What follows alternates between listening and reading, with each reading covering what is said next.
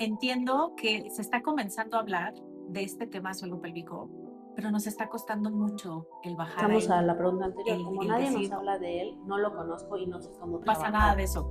Y ¿Qué hay es lo mucha normal información. y qué es lo anormal en suelo pélvico? ¿Qué sería lo normal? Primero, saber cuántas veces al día orinas. ¿Hay Que no, patologías en el suelo pélvico?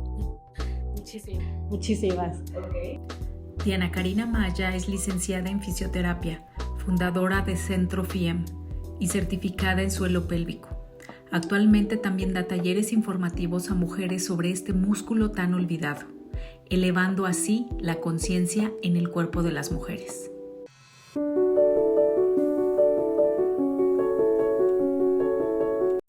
Antes de sumergirnos en esta entrevista, tengo que preguntarte algo. ¿Eres una de esas mujeres que simplemente se sientan y escuchan este video? ¿O eres el tipo de mujeres que escuchan y luego toman acciones? Bueno, tengo noticias increíbles para todas las que toman acción. Quiero invitarte a que descargues mi guía gratuita que te ayudará a averiguar en qué etapa de la menopausia te encuentras hoy. Puedes descargarla a través de este enlace o simplemente ir a mi Instagram, mira mi bio y ahí encontrarás el enlace de la guía. Y no olvides ver todos mis productos, como el ebook, que también ahí lo puedes descargar. Ahora sí, comencemos. Hola, Cari, bienvenida a este espacio de entrevistas con especialistas. Eres la primera en abrir pues digamos, este segmento. Y pues bueno, básicamente, ¿qué es lo que hoy pues queremos saber las mujeres con respecto a suelo pélvico? ¿Dónde está? ¿Cómo cuidarlo? ¿Qué tenemos que hacer? Platícanos con respecto a esta parte de nuestro cuerpo que la tenemos súper escondida. Bueno, gracias por la invitación. Pues te contesto. Mira, el suelo pélvico es un conjunto de músculos y es como cualquier otro músculo, así como puedes fortalecer bíceps, como te puede doler el cuello y los hombros, los músculos del suelo pélvico son iguales.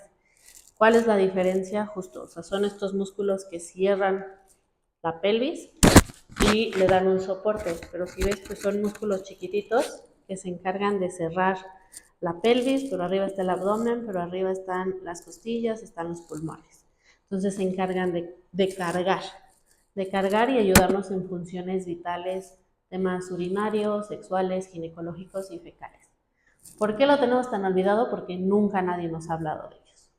O porque hasta que no tenemos una disfunción, si me entero, pues puedo ir con un fisio, puedo preguntarle al gineco. Pero en realidad, pues no sabemos que estos músculos existen y siguen siendo un tema tabú. Al ser una zona genital, al ser una zona íntima, pues no se habla del tema. Entonces, por eso hay tantas disfunciones. Muchas mujeres, o bueno, ya hoy se habla mucho o ya se comienza a hablar de suelo pélvico, y sí, como dices tú, es un tabú. Yo creo que nuestras abuelitas ni siquiera sabían o se enteraron que tenían un suelo pélvico, no lo sé, seguramente no. Nuestras mamás tal vez a lo mejor lo empiezan a escuchar, pero no sabían que existía o tenemos ese suelo pélvico, ¿no? Ahora, entiendo que se está comenzando a hablar de este tema suelo pélvico, pero nos está costando mucho el bajar ahí, el decir, ok, sí, tengo mi suelo pélvico, pero ¿por qué nos cuesta tanto aceptar que tenemos que cuidarlo? Que hoy por hoy es ese soporte que, que pues sí o sí lo tenemos que cuidar y no hay manera de dejarlo al olvido. ¿Qué pasa? Regresamos a la pregunta anterior. Como nadie nos habla de él, no lo conozco y no sé cómo trabajarlo. Y hay mucha información en internet que no necesariamente todos los ejercicios son para todas. Otro punto importante es que si para mí una disfunción, o sea, si para mí en mi familia todas mis tías, mis abuelitas, después de un embarazo se quedaron con incontinencia, se quedaron con la fuguita de pipí, pues yo doy por hecho que a mí me toca. Y entonces cualquier síntoma, cualquier disfunción, pues se vuelve normalidad y no lo cuestiono. Y si no lo cuestiono, pues nunca le voy a preguntar a un especialista de la salud si eso es normal, si hay algo que yo pueda hacer. Entonces, no lo volteamos a ver porque hay muchas disfunciones que se han normalizado. Desde te tocó que tuvieras cólicos muy intensos que te tumban 2 días. Desde tu primera menstruación te duele un montón, así te tocó. Entonces, pues no es así. O sea, hay diferentes disfunciones que se pueden tratar, pero si siempre las hemos visto como normales, nunca lo voy a cuestionar. Entonces, pues estos espacios ayudan para que digas, entonces no es normal que duela, entonces no es normal que se salga la pipí, entonces no es normal que haya fugas de gases, o sea, y todo esto, pero justo no hay tanta información o no sabemos en dónde buscarla. ¿Podemos hacernos un autotest de suelo pélvico? O sea, ver cómo sería, cómo está. ¿Se puede hacer eso? Sí, pero necesitas tener mucha conciencia corporal, que justo la gran mayoría de los pacientes de las mujeres, de hombres y mujeres, no lo tiene. Sí hay una manera, o sea, sí puedes hacerlo de dos formas. Una es estar en casa, por ejemplo, desnuda de la cintura para abajo, o sea, ponerte como un espejo, separamos piernas y entonces yo puedo intentar hacer contracciones. La contracción o la indicación que le voy a mandar a mi cerebro es contraigo aguantando de la pipí o contraigo aguantando de la popó. Yo debería de ver que estos músculos se contraen, que suben, que hay un movimiento en la zona genital. La realidad es que hay veces que no se ve. O sea, ¿por qué? Porque si tú ves a cualquier persona que se está aguantando de la pipí, que tienen las piernas cruzadas, el abdomen apretado y hay como una flexión. Entonces estoy apretando el abdomen, las piernas, las pompas, menos el suelo pélvico. Entonces puedo probar un poquito. Esa es una forma. Otra es con tu mano, o sea, literalmente plana, la pones entre tus piernas y tocas la zona genital y ahí toses. Si tú toses y a tu mano la empuja, tu zona genital, quiere decir que esta fuerza, o sea, está mal, porque cuando hacemos un esfuerzo, cuando viene un aumento de la presión interna, nuestros músculos deberían de contraerse y contener. Pero si tú toses y bota, ahí nos está hablando de una cierta debilidad. Pero son test como muy generales.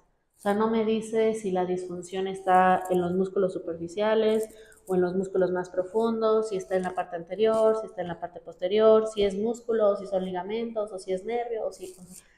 O sea, es un test muy rápido para que digas, ya lo sentí, ya sé cómo se mueven, pero no hay más. O sea, no necesitas ir con un especialista pues, para que te podamos revisar y saber en qué nivel, en qué profundidad, en qué tejido está la disfunción.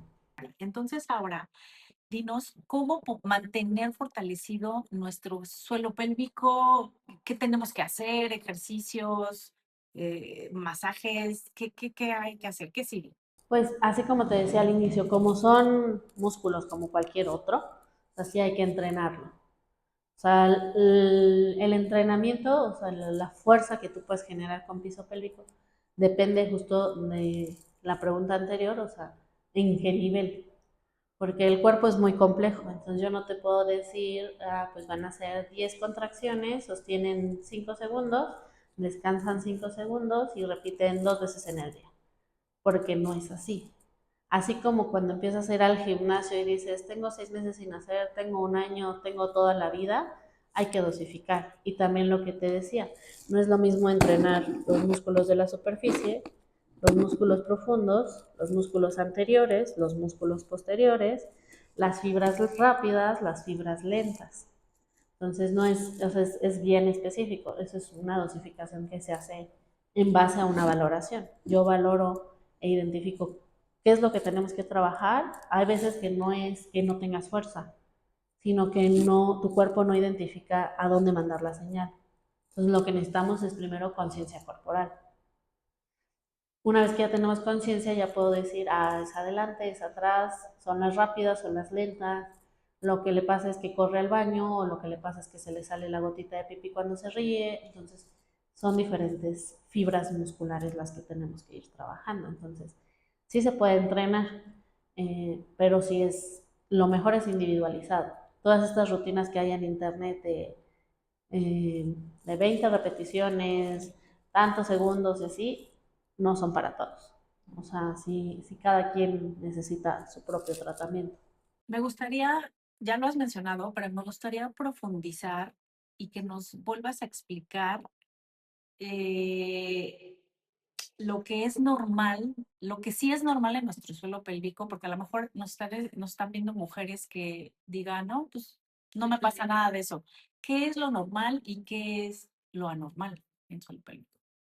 La forma más sencilla de identificarlo, lo anormal, es si algo no te está haciendo que te sientas bien, hay que consultarlo. ¿Qué sería lo normal? Primero, saber cuántas veces al día orinas, que no, ni siquiera le prestamos atención a eso. Y no estamos hablando de algo tabú, simplemente es saber cuántas veces fui a hacer pipí. Y no lo sabemos. ¿Cuánto es el ideal? 8 veces en el día. Y entonces me llegan personas que dicen, ay, es que yo voy mucho al baño. ¿Cuántas? 7. Eso es lo normal. ¿Qué más es normal? Que la orina salga como con cierta, o sea, como fluyendo, que no salga como a presión.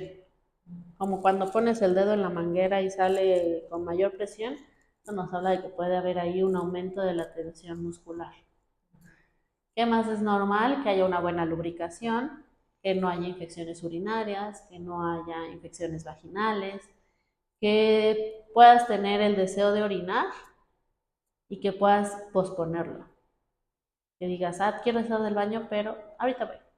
Y puedas esperar unos minutos más. Y que puedas hacer eso 2 o 3 veces es lo ideal. O sea, si te dan ganas de ir y corres, eso ya nos puede estar hablando de que algo no está bien.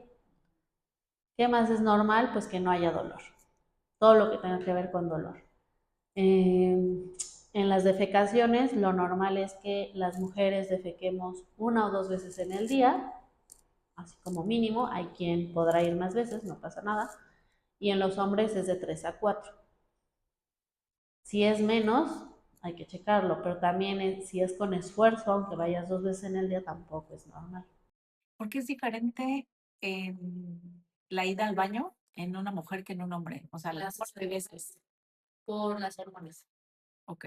Porque la progesterona y los estrógenos generan como que el intestino trabaje un poquito más lento. Entonces eso pasa. Por ejemplo, como en las embarazadas. Las embarazadas tienden al estreñimiento porque hay más hormona y la hormona hace que el movimiento intestinal sea más lento. Ok. Por eso, más que nada. Ok. Entonces, no sé si respondí tu duda. Sí, por supuesto. ¿Hay patologías en, en el suelo pélvico? Muchísimo. Muchísimas. Ok.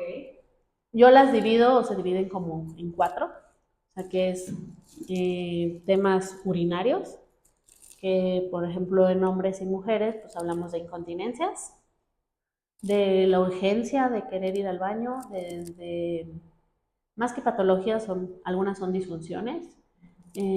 Los que se levantan en la noche a orinar tampoco es normal. Eh, el ardor, a las infecciones recurrentes, que tenga que hacer un pujo o una posición para que empiece a salir la orina o para que termine de salir, todas esas son urinarias. Sexuales, en el caso de la sexualidad, de las mujeres hay temas de resequedad, un retraso en el orgasmo o una falta completa del orgasmo, y dolor a la relación sexual. Y el dolor puede ser desde la fase de excitación o durante, o sea, en la entrada vaginal, durante o después de la relación sexual. Puede ser eso, en el caso de los hombres es de disfunción eréctil, eyaculación precoz, igual dolor al orgasmo o un orgasmo retrógrado, etc. Ginecológicas, ahí sí nos vamos como a patologías. Por ejemplo, un ovario poliquístico, una endometriosis, una adenomiosis, miomas, tumores, o sea, disfunciones variadas que nos pueden generar más síntomas. O sea, una endometriosis es inflamatoria y entonces puede irse hacia la vejiga o hacia el recto y entonces ya no solo genera una disfunción ginecológica y hormonal, sino también ya empieza a afectar la forma en que orinamos o la forma en que defecamos, etc.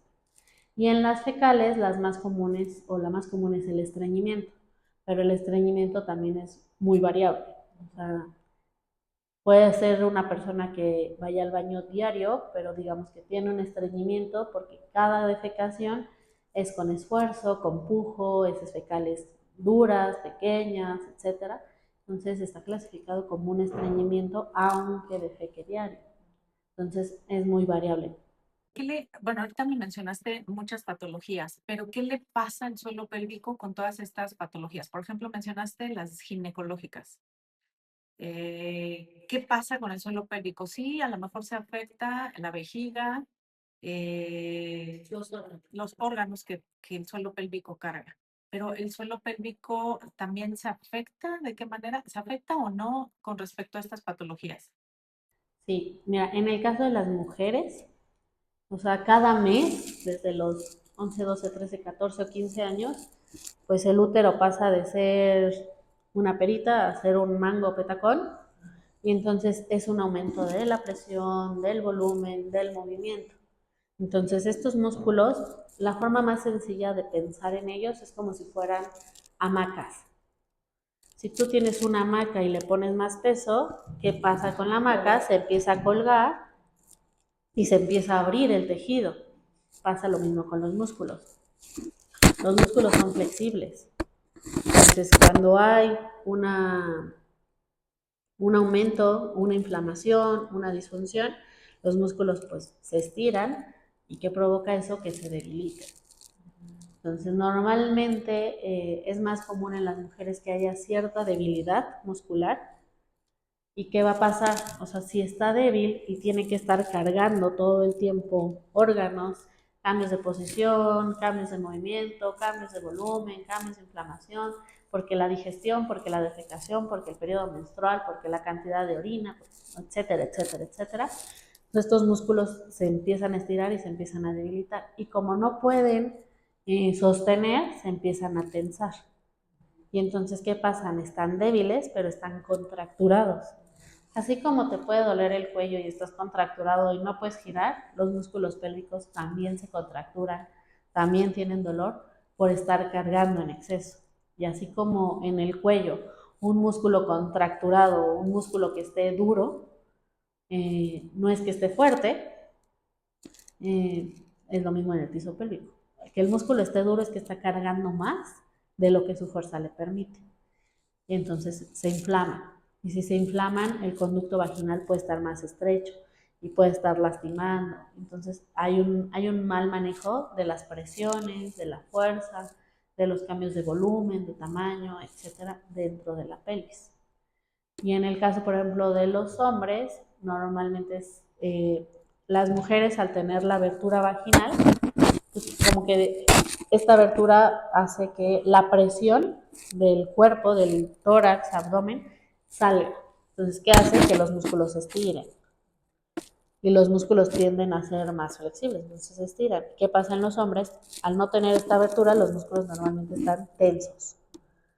Entonces puede haber un poco más de tensión en los hombres y en las mujeres puede haber un poco más de debilidad. Y por ejemplo, las mujeres que tienden a tener miomas o mujeres que les hicieron la histerectomía, que no tienen ese útero, que no van cargando el útero. ¿Qué pasa si se retiran los miomas? ¿Hay que fortalecer ese suelo pélvico o qué hay que hacer? Sí depende del tamaño del mioma y de la localización, porque los miomas pueden estar dentro del útero, sobre el tejido de las diferentes capas del útero o en la parte muscular del útero. Entonces va a depender mucho. Pero para mí, básicamente, todas las cirugías se tendrían que rehabilitar, porque hubo una manipulación, hubo un movimiento, va a haber un cambio de presiones, de peso, de sensibilidad, entonces debería de rehabilitarse.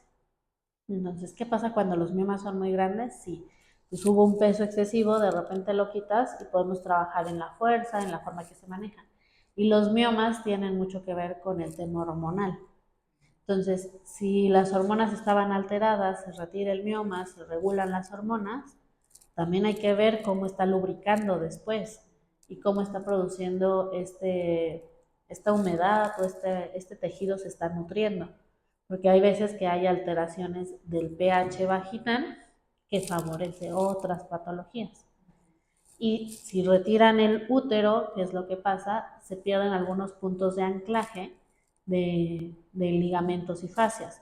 No es que sea malo, pero sí necesitamos darle soporte al resto de los músculos, porque el útero tiene ligamentos hacia arriba, hacia adelante, hacia los lados y hacia atrás.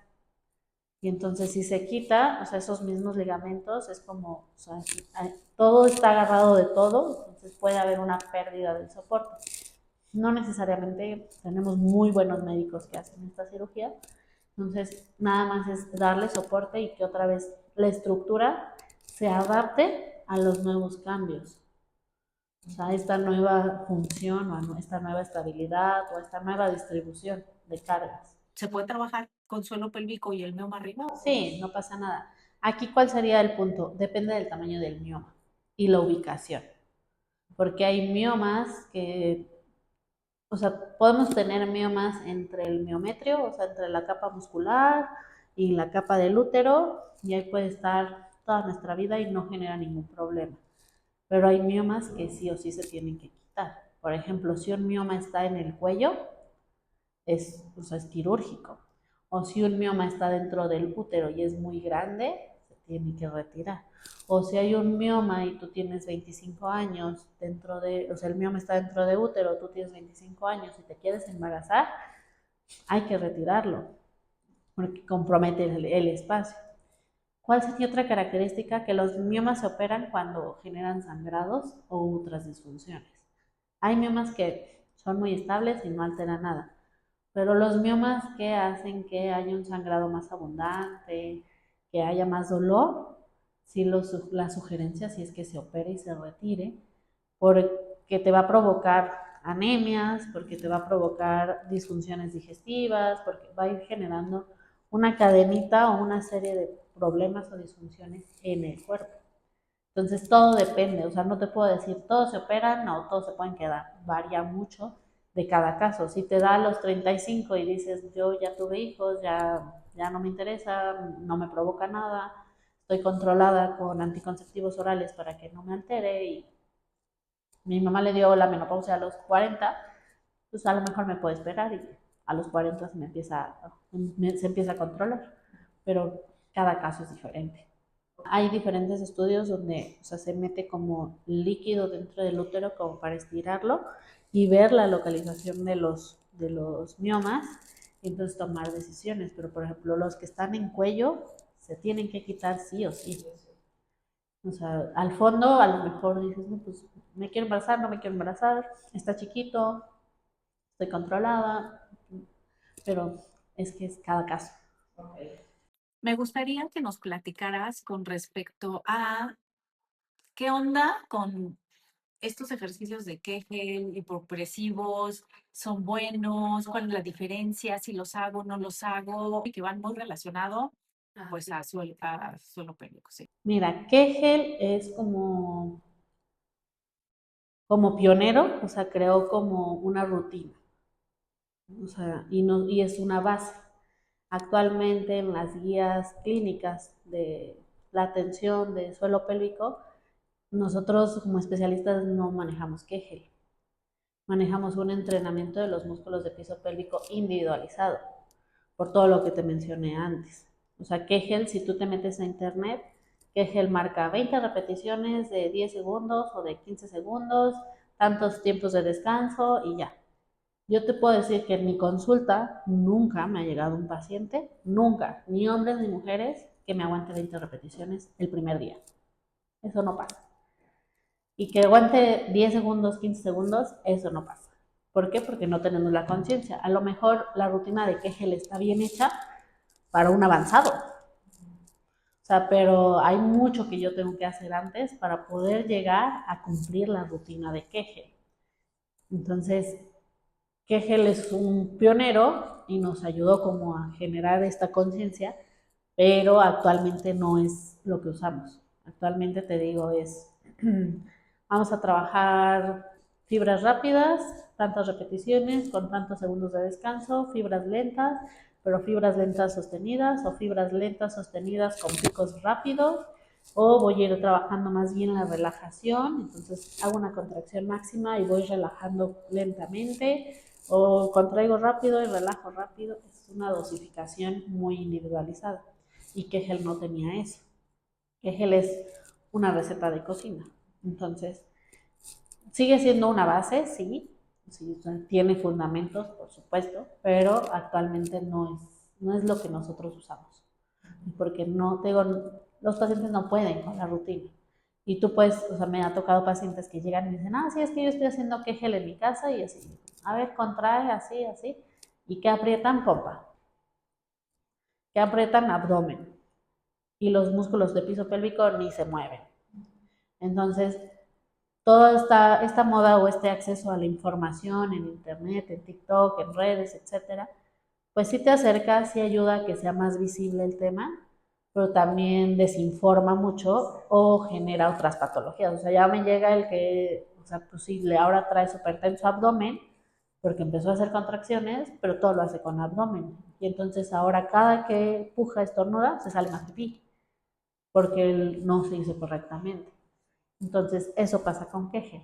Los hipopresivos son un gran ejercicio. ¿Qué sucede con el día a día? El 99% de nuestras actividades son hiperpresivas. Es decir, yo me levanto de la silla, yo toso, yo estornudo, yo me río, yo tomo agua con popote, o sea, lo que sea, aumenta la presión. Entonces aumenta la presión y es la cajita de las costillas, la cajita del abdomen, la cajita de la pelvis. Y si una de esas cajitas está explotando, por supuesto que las otras dos van a sufrir. Entonces, ¿qué hacen los hipopresivos? Quitar la presión interna, hacen como un efecto de vacío para que haya una activación profunda de la musculatura abdominal y pélvica y una correcta respiración. Para hacer un buen hipopresivo, primero necesito valorar la respiración. Necesito que mi paciente esté respirando bien, que meta aire y que se muevan las costillas, que se muevan adelante y atrás, pero que se muevan a los lados, pero que no haya tensiones en los músculos respiratorios, para que cuando yo haga el hipopresivo pueda haber una correcta activación de los músculos abdominales y de los músculos pélvicos. Entonces, hipopresivos es muy buena, pero igual no es para todas las patologías. Sí nos puede ayudar en prolapsos, sí nos puede ayudar en temas de incontinencia urinaria de esfuerzo, pero no en todas. Hay algunas que, o sea, sistémicamente se puede ayudar, sí, porque mejoran la respiración, mejoran frecuencia cardíaca, respiratoria, la función digestiva, etcétera, etcétera. Pero no necesariamente es el tratamiento estrella para todas las patologías. O sea, se puede combinar y pues sería muchísimo mejor. Entonces, un entrenamiento de músculos pélvicos individualizado con hipopresivos o con manejo de apneas, pues nos puede ayudar. Entonces, todo depende de cada caso, pero los hipopresivos eso hacen, quitan la presión interna para que no sigan empujando hacia abajo. Un hipopresivo, pues lo puedes hacer desde un Zoom sin ningún problema. ¿Qué recomiendas esta parte de hacerlos? No es malo si ya lo sabes hacer. O sea, si llega un paciente conmigo y es como de quiero cita en línea y quiero hacer hipopresivos en mi casa, primero preferiría verte en consultorio, vemos la respiración, te enseño a manejarlo y entonces sí, en casa yo te puedo ir guiando. Pero también, por ejemplo, hipopresivos es como una marca y existen dos escuelas a nivel mundial que manejan hipopresivos de diferentes formas. También depende de la escuela, tienen sus indicaciones o sus maneras de trabajar. Entonces, sí, para mí no está tan padre que se trabajen los hipopresivos así, porque a mí me gusta ser muy individualizada. Entonces, estar viendo cada uno de los pacientes cómo lo está haciendo y en dónde a lo mejor estamos, o si estoy haciendo mucha tensión en el cuello, si estoy haciendo mucha tensión en la mandíbula, a lo mejor desde la pantalla no lo puedo ver. Hay quien tiene mucha habilidad para manejar grupos en línea, pero pues sí, lo ideal para mí, desde mi perspectiva, sería, pues te veo en presencial, al menos te enseño aquí y ya después lo podemos replicar en casa. Pero ahí depende mucho de cada escuela y de cada profesional que se dedica a esto. Lo único que sí te diría es que sí busquen que sean especialistas de la salud, porque me ha tocado gente que se dedica a dar talleres o cursos de hipopresivos que son cualquier otra carrera menos área de la salud. Puede ser fisio, hay algunos médicos del deporte, hay entrenadores, o sea, pero entrenadores licenciados en educación física, o sea, no de curso de un fin de semana, porque pues tampoco hay tantas herramientas. Hay algunos nutriólogos que se han certificado en temas de hipopresivos. Yo creo que serían como las profesiones que te digo, pueden saber un poquito, porque tienen la noción del cuerpo humano. Y que si me llega un paciente que tiene una tos crónica seca, yo diga, ¿le pongo hipopresivos o no le pongo hipopresivos? ¿Está en tratamiento? ¿Qué tipo de tratamiento? Entonces, pues que podamos ver un poquito con más certeza el cuerpo humano. Hay pacientes que sí, en una sesión podemos progresar y llegar a hacer el hipopresivo completo y entonces ya nada más juegas con las posturas, con si va a ser un hipopresivo estático, dinámico, o sea, etcétera. Pero hay pacientes que no. O sea, porque así como no nos hablaron de suelo pélvico, tampoco nos hablaron de la respiración. Entonces, hay gente que está muerto en vida porque apenas si se mueven sus costillas. O sea, respira y no se mueve nada. Entonces, primero hay que movilizar eso. Entonces, a lo mejor me voy a tardar 3 sesiones en corregir la respiración y entonces le enseño el hipopresivo. Pero si yo llego a una clase y me prometen que en 45 minutos voy a sacar el hipopresivo, a lo mejor y sí, parece que lo estoy haciendo, pero no sé si está bien. Entonces, pues sí, primero es consultar al especialista. Ahora me gustaría que nos platicaras con respecto, ¿qué es un prolapso? Un prolapso es, así como está, si regresamos como al ejemplo de la hamaca que está cargando los órganos, un prolapso es cuando se pierde esa sustentación o ese soporte a alguno de los órganos. Entonces, ¿qué se puede caer o qué puede prolapsar? La vejiga. Entonces, pues los órganos pues están como uno al ladito del otro. Entonces puede haber disfunciones que digas, o sea, sí parece que hay una disfunción fecal, pero lo que se cayó es esto, pero el soporte que no está bien es acá. Entonces, por ejemplo, ¿qué se puede caer? La vejiga. Y entonces, en lugar de que la vejiga esté acomodadita así, se empieza a colgar. Y entonces empiezo a tener infecciones urinarias recurrentes y no sé por qué. ¿Por qué? Porque se empieza a acumular orina aquí, que no alcanza a salir. O me acuesto a dormir y entonces me empiezan a dar muchas ganas de orinar porque acostada la gravedad, la posición cambia y entonces esta orina que se quedó acumulada en el día, pues entonces puede salir. Por ejemplo, se puede caer la vejiga, se puede caer, o sea, caer decimos porque pues, normalmente estamos de pie y los órganos descienden y entonces a lo mejor de la vejiga no la llego a percibir si se cae, pero si hay un descenso del útero, que es esta frase que normalmente dicen de se le cayó la matriz, sí sucede, sí puede haber un descenso, ya hay diferentes grados. En los grados 1 y 2 de los prolapsos en general, la fisioterapia urogenital les puede ayudar. Pero en un grado 3 y 4 seguramente va a ser quirúrgico. Y entonces, ¿qué pasa? Pues que se empieza a salir el útero por la vagina. O sea, está la vagina y entonces empieza a ver, o sea, si el útero lo tengo acá, la vagina está aquí, empieza a haber un descenso. Y entonces, ¿cuáles son los primeros síntomas de un prolapso de útero? Pues que hay molestia a la relación sexual. Hay algunas posiciones que me lastiman y siento que algo topa. Esa es como la sensación. O sea, es que viene la penetración y algo me impacta directo. ¿Por qué? Porque a lo mejor puede haber un descenso. Y ya, en grados más avanzados, a la hora de realizar la higiene íntima, puedo empezar a sentir un bulto. O sea, cuando ya este descenso, este prolapso es mucho, o sea, yo ya siento en la entrada vaginal algo. Y entonces a lo mejor en el día a día, si estoy bien, si no me estoy moviendo, si no estoy haciendo esfuerzo, el prolapso o el cuello está como dentro de la vagina.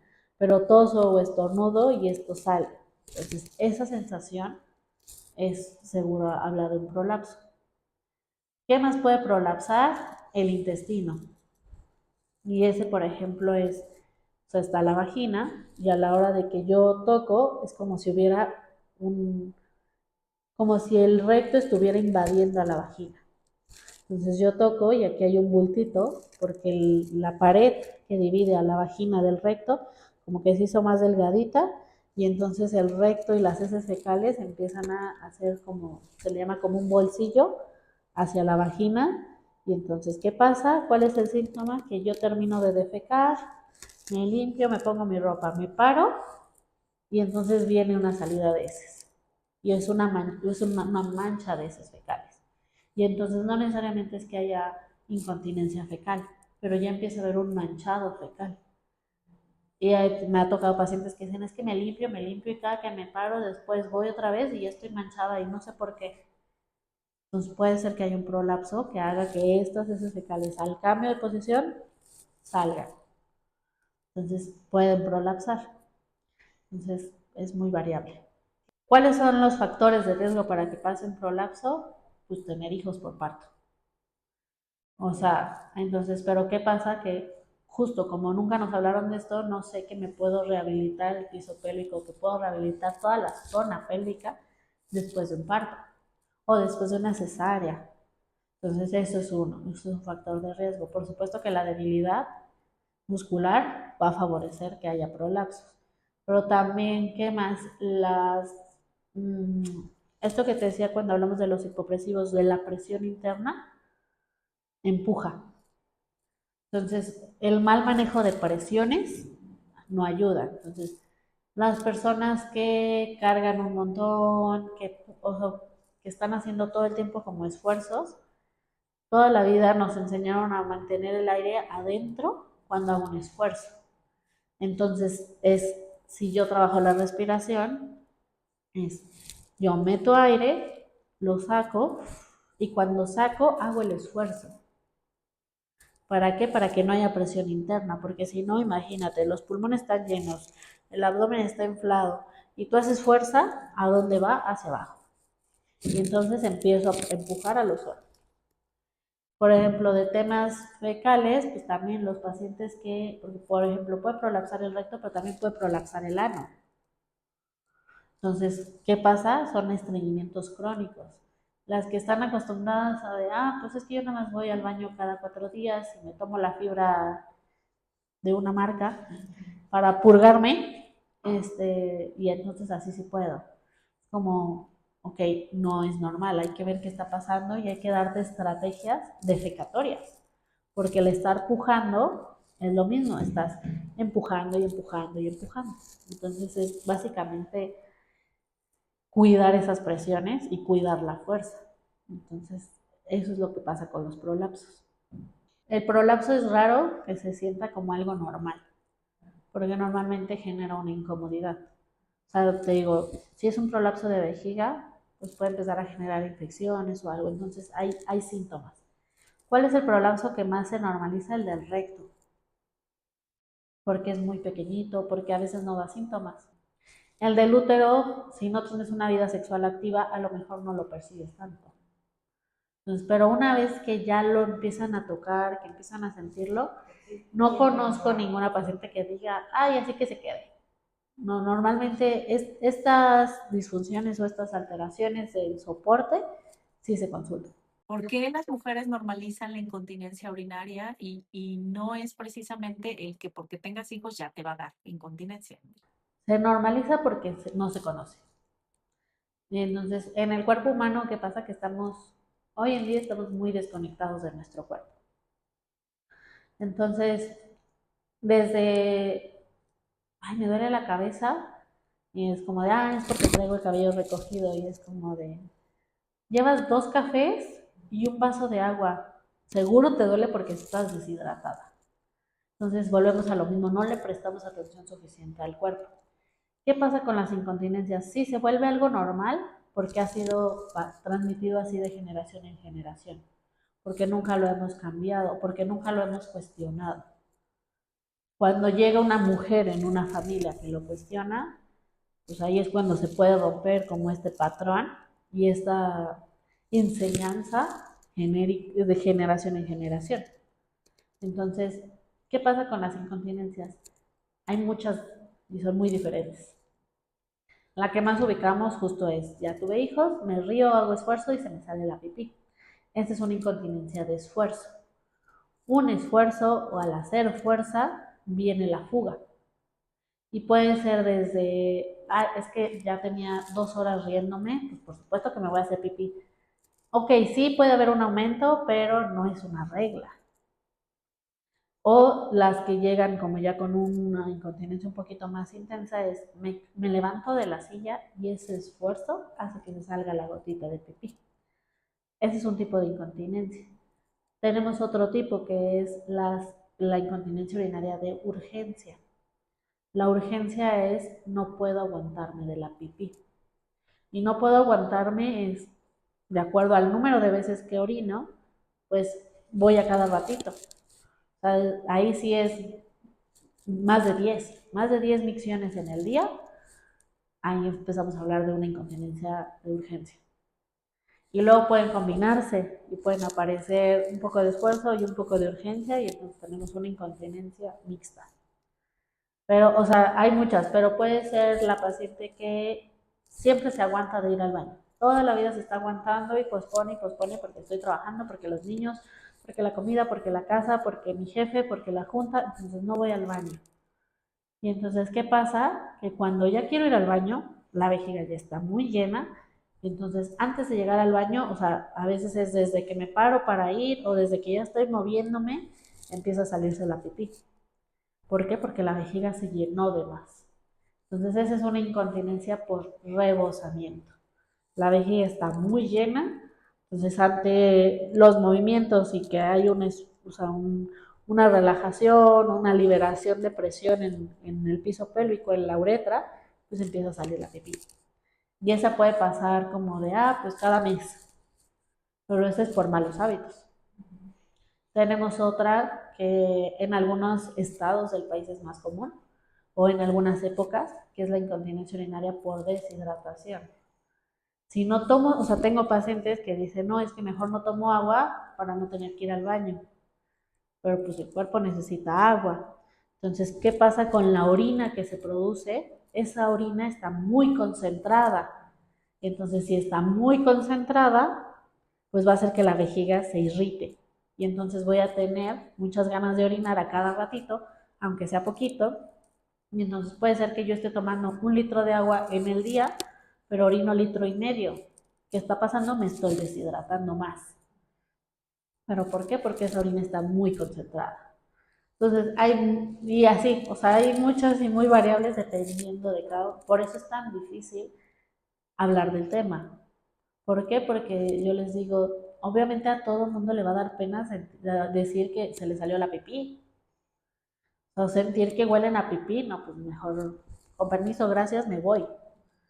Pero pues es hablar del tema de manera normal y pues acudir a áreas o espacios con especialistas con los que puedas preguntar.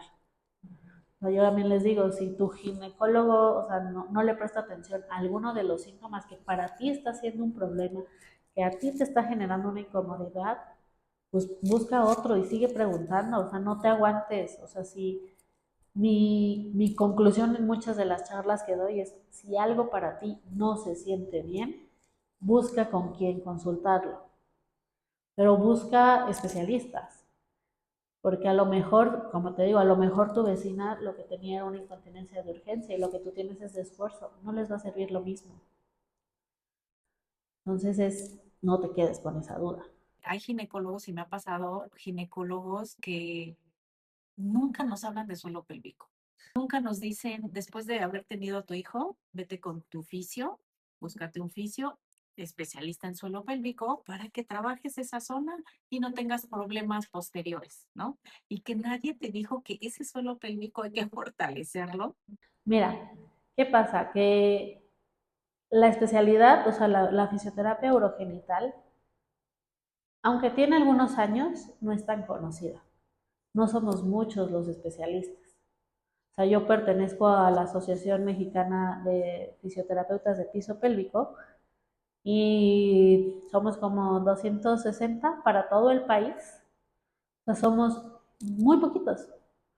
Entonces, pues eso también no ayuda. O sea, hay que ir pues brindando la información y abriendo canales de comunicación con los ginecólogos. Hay ginecólogos que a lo mejor no son tan adeptos a seguirse capacitando o tienen una mente un poquito ya más cerrada con yo aprendí así, esto es lo que se ha hecho, a mí me ha funcionado, me actualizo, pero me actualizo dentro de lo mismo que ya hago. Entonces, pues está muy difícil romper ese paradigma con ellos y que nos abran las puertas a otros especialistas. Entonces, eso es diferente. Por ejemplo, yo trabajo con muchos gines, pero normalmente son ginecólogos jóvenes que también ven la fisioterapia como una herramienta donde podemos hacer equipo, pero hay muchos médicos en general, o sea, que no lo ven así. Entonces, pues claro, es educación, o sea, yo voy a buscar hacer equipo con los ginecos, con los que pueda tener una comunicación abierta, con los que yo pueda decir, a ver, me mandaste un paciente así, así, así, me dijo esto de este medicamento, o sea, vamos a trabajar esto, ¿tienes alguna indicación?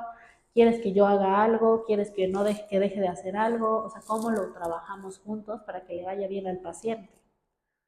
Pero no todos los especialistas son así, porque yo trabajo sí con gines, pero también trabajo con urogines, pero también trabajo con urólogos, pero también trabajo con proctólogos, pero también trabajo con ginecólogos subespecialistas de otra área, o sea, entonces es ir buscando con quién puedo hacer match y como paciente es, si este médico no me hace sentir bien o si no me está preguntando o está haciendo menos mis síntomas, pues cámbialo, o sea, no pasa nada, o sea, todos los especialistas de salud tenemos una personalidad, tenemos una forma de ser y a lo mejor justo con ese no te sentiste bien. Hay quien se puede sentir bien con un médico que es muy directo y muy frío y muy ABC y hay pacientes que les gusta que las traten así y hay otros que necesitan un poquito más el apapacho o la explicación larguísima de lo que va a suceder. Hay diferentes, entonces pues, hay muchas opciones. Para terminar, me gustaría hacerte una última pregunta en este canal que se llama Menopausia SOS. ¿Qué les recomiendas a las mujeres con respecto a suelo pélvico? O sea, una recomendación que si hoy se sienten, no sé, raras, diferentes, que me duele, ¿qué es lo que les recomiendas hoy a las mujeres? ¿Yo qué les recomiendo? Primero sería, si algo no te sienta bien, o sea, si algo no se siente bien en tu cuerpo, si algo te está generando incomodidad, consúltalo. Consulta con especialistas o busca espacios donde puedas hablar del tema. Una recomendación sería ya no, o sea, no te calles, o sea, no te aguantes. Si algo no se siente bien, habemos muchos especialistas que te vamos a creer que no se siente bien. O sea, yo sé que hay muchos especialistas que alguna vez te dijeron como de, ah, eso es normal. Si a ti te sigue generando incomodidad, no es normal. Y vemos qué podemos hacer, hasta dónde podemos mejorar. Otro que yo les recomendaría es que le presten atención a su cuerpo. Desde cuántas veces estoy orinando, de cuántos líquidos estoy tomando, si tengo fugas de pipí, es al hacer algún movimiento, al hacer algo en particular, o a lo mejor siempre corro al baño a la hora de que me tome mi café, ok, hay que hacer ajustes de hábitos de hidratación, es, básicamente es eso. Y la otra es pues que no tengan miedo a preguntar sobre el piso pélvico. O sea, hay mucha información, hay muchos especialistas que podemos trabajar esta parte. Entonces, desde diferentes perspectivas. Yo trabajo, te digo, con diferentes especialistas, pero también trabajo con nutriólogos, con sexólogos, con entrenadores para hacer match. Entonces, podemos hacer algo. No des por hecho que una realidad que se ha vivido en tu familia va a ser así. Te agradezco muchísimo toda esta información que nos has dado. Creo que para muchas mujeres va a ser de mucha utilidad para saber qué preguntar cuando voy con un especialista, que ya me estoy conociendo un poquito mejor. Obviamente, tu tema da para muchas más entrevistas, por supuesto, y pues esperemos que para la siguiente sesión estaremos hablando de otro tema que va a ser continuación de este, pero te agradezco estar en este espacio. Muchas gracias por la invitación. Y estaremos. Gracias por quedarte hasta el final de este video. Si te ha gustado, no olvides darle like y suscribirte para que puedas disfrutar de más contenido como este.